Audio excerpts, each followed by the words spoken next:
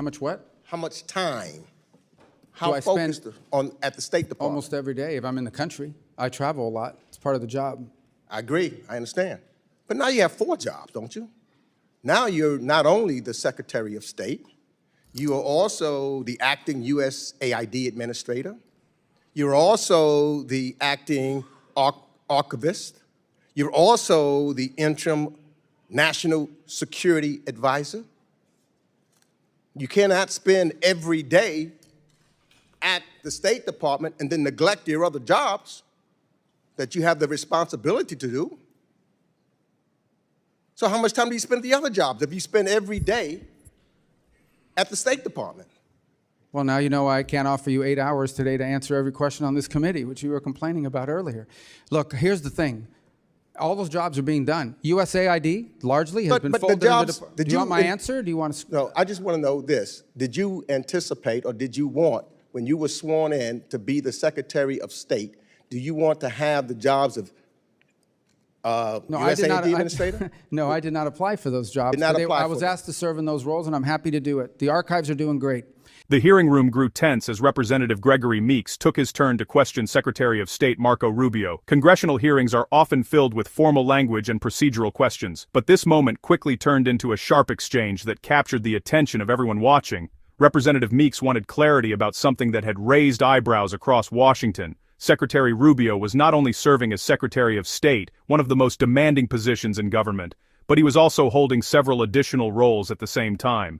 To Meeks, the question was simple. How could one person realistically manage so many responsibilities without neglecting critical duties? What followed was a pointed debate about government structure, accountability, and whether overlapping roles in the administration created efficiency or confusion. The exchange revealed deeper tensions between Congress and the executive branch about oversight, authority, and how government agencies should operate. Recognizes Ranking Member Meeks. Thank you. I'm trying to figure something out. I know you said you read a lot of cables every day, and I know that when you first got sworn in at your confirmation hearing, you stated that being the Secretary of State would be an extraordinary responsibility. Here we are 4 minutes later, but reading cables every day. How much time do you spend at the State Department? How much what? How much time? Do How I focused spend at the State Department? almost every day if I'm in the country? I travel a lot. It's part of the job. I agree. I understand. But now you have 4 jobs, don't you? Now you're not only the Secretary of State, you are also the acting USAID administrator. You're also the acting archivist. You're also the interim national security advisor. You cannot spend every day at the State Department and then neglect your other jobs that you have the responsibility to do. So how much time do you spend at the other jobs if you spend every day at the State Department? Well, now you know I can't offer you 8 hours today to answer every question on this committee, which you were complaining about earlier. Look, here's the thing. All those jobs are being done. USAID largely has been folded into the... Do you want my answer? Do you want to... No, I just want to know this. Did you anticipate or did you want, when you were sworn in to be the Secretary of State, do you want to have the jobs of USAID administrator? No, I did not apply for those jobs. Did not apply I was asked to serve in those roles, and I'm happy to do it. The archives are doing great. The USAID has been folded under state, so it's a sort of a duplicative role. And the National Security Advisor, which is on an interim basis, has tremendous overlap with what we're doing at the State Department. Well, then why not get rid of all of them and just put everything under you? Get rid of all those departments. If it's not crucial to have someone every day at the as a National Security Advisor, you folded in USAID, you saying the archives is fine, get rid of them. Wouldn't that be then waste? Based upon how you have determined there's waste, based upon your testimony earlier, in some of these other departments, they were duplicative. So if it's duplicative, then get rid of them.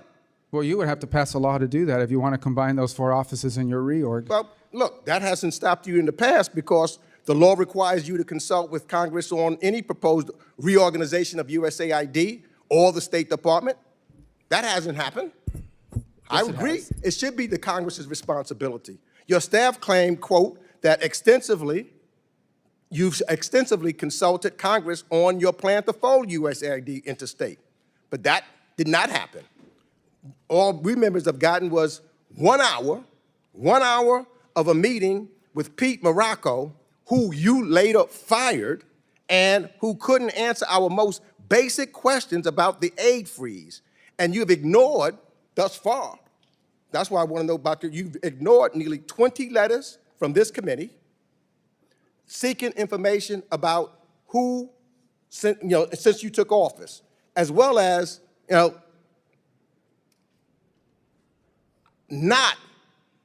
we spoke one time, but not consulting this committee at all. I don't call that extensive consultation. So you're right. Things that you've done should be in collaboration with the United States Congress. But surely the USAID and all of these other things Congress was not consulted one time. Senator Rubio would have demanded it. Well, we've complied with every part of the law. Every single part of the law has been complied with, including you, for example, have written us 16 letters. You've been briefed on 7 of them. Some of them we couldn't answer, and we told you why we couldn't answer, because they were subject to litigation. 4, you've gotten answers in writing, and 5 we've gotten just in the last few days. Well, 16 letters. I've been there 17 weeks. You write me a letter a week. I'm going to yield my last 48 seconds to Representative Johnson. Thank you, Mr. Chairman. Secretary Rubio, thank you for being here. Corruption is determined by our democracy, is detrimental to our democracy, and the Trump administration has moved swiftly to scale back, reverse, and dismantle various guardrails that protect Americans from corruption. We have now a plane that he's accepting by a foreign government. His family's doing business deals with a foreign government. And your office has authorized Elon Musk company Starlink to do business in at least 5 African countries and many, many others.